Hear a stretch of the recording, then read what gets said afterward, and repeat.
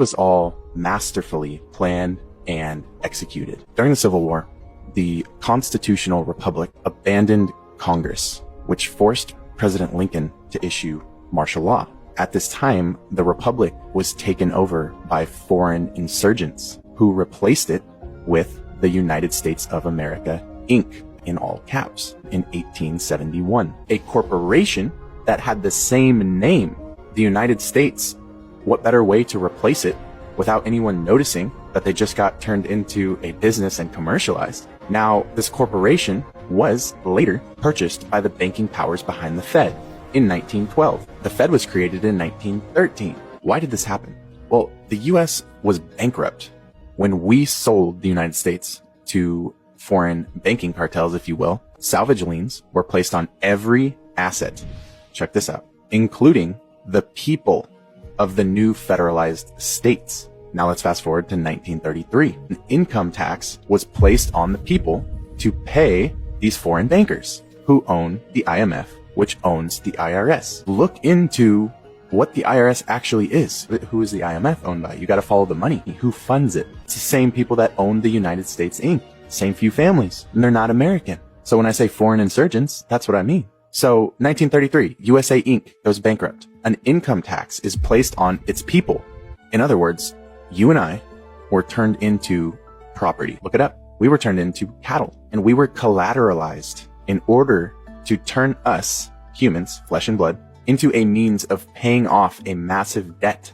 But the problem is that while you are technically a person, you've entered into contracts that you're completely unaware of, such as your birth certificate, social security number, etc., that are all saying, I consent to being collateralized. You're living as property, as opposed to living as a blood and flesh natural being. On paper, you are property. You are a corporation right now. You might be hearing this and thinking, we're fucked. We're property? Are you kidding me? And that's true. And property doesn't have rights. But here is both the blessing and the curse. There are multiple of you. Just like there's multiple United States of Americas. Sleight of hand, remember? What hat do they want to wear?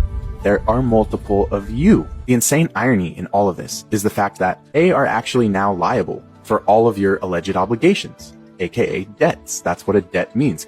You can play a wrong move in chess and still win the game. And commerce is chess. Their greatest attempt to set us back actually is their greatest weakness.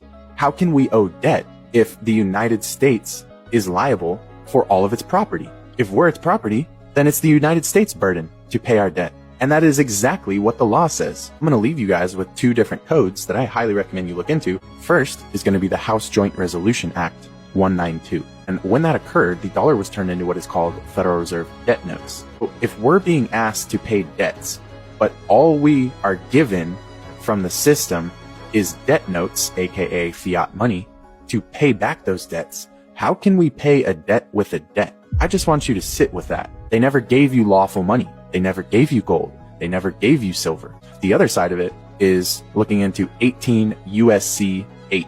18 United States Code 8. You're going to come to find out that that's literally telling you that the United States is liable for all debt. All of your debt, the United States is liable for it. How can you pay a debt with debt notes? Don't let that go over your head. They already got paid. Whoever's coming after you, saying you owe a debt, whatever, they already got paid. Why would you be paying it twice? Common law, a completely different, higher level set of law that comes from God, the Creator, is for a natural blood and flesh man.